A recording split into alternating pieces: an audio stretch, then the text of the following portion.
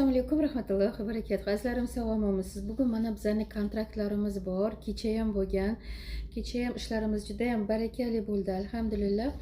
Azizlar, men ko'pchilik o'zimizda auditoriyamizga aytyapmiz, ishga boraman deydiganlar. Azizlar, o'zingizda mehnatingizda, o'zingizda vaqtingizda, kuchingizni, sog'lig'ingizda arzimagan pulga sotmang deb juda ham ko'p biznesga taklif qilyapmiz, lekin bizani mana hozir biz tomonidan ishga kirgan sadovnik, семейная para, домработница yo bo'lmasa sidelkaga kirgan bizani o'zimizda personallarimizda, albatta oila a'zolarimizda mana shu biznesga taklif qilganmiz.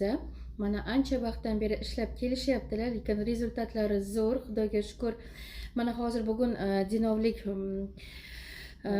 семейный paraga ishga joylashgan qizimiz Madina Bonu bugun yana 3 ta kontrakt o'tkazyaptilar. O'tgan oyi o'zlari va farzandlarini kirdirgandilar. Bu gal yana hozir turmush o'rtoqlari bilan qolgan O'zbekistondagi farzandlarini registratsiya qilib, sovg'alarini olib, kabinetlardagi pullarni yechib, ba'zilar pul ishlashyapti. Ham dachaga ishlashadi, ham parallelno mana bu ishni ham qilishyapti. Bu realniy biznes. Albatta, sizga agar bu qiziq bo'ladigan bo'lsa, telefon nomerlarimizni qoldiramiz. Madina Bonuni telefon nomerlarini qoldiramiz. Bemalol o'zlaridan maslahat olib, qanday ishni boshlash kerak, dachaga nima ish qilish kerak, yana parallelno bu biznesni qanday qilib boshlash kerak, qanday qilib buncha pul ishlash mumkin degan savollarni bemalol shu qizimizga berib maslahat olsangiz bo'ladi. Azizlar, mana shu ishga qiziqadiganlar bo'lsa, keling, birga ishlaymiz, sayohatlarni qilamiz.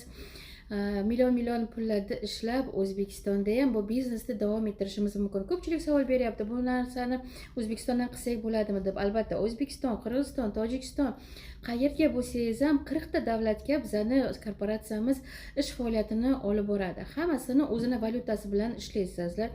Mana bu семейный paraga ishlaydiganlarimiz hozirda Moskvada ham o'zlarining ishlarini qilib, parallelno ham bizning biznesimizga o'zlarini faoliyatlarini yurgizib borib, strukturalarni kengaytirib, biznesimizda taraqqiylashib, ravnaq orttirib, keyin O'zbekistonga borib yana ishlarini davom ettirishaveradilar.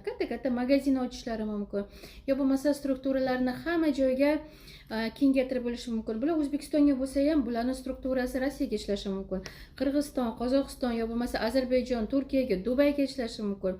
Mana shu ishlaganidan, mana shu magazin ochsa ham, ularning 0.5% tovaroborotidan pul ishlashadi azizlar. Bu realniy biznes. Har doim ishimizga pullarimizni vaqtiga yechib borganimizda, korporatsiya pullarimizni vaqtiga berishgan, shu uchun bizga ishonadigan, bizning safimizga qo'shiladigan insonlarimizni soni mana kengayib boryapti azizlar. Hozir mana Madina Bonu bilan o'zingiz gaplashishingiz mumkin. Sizga maslahat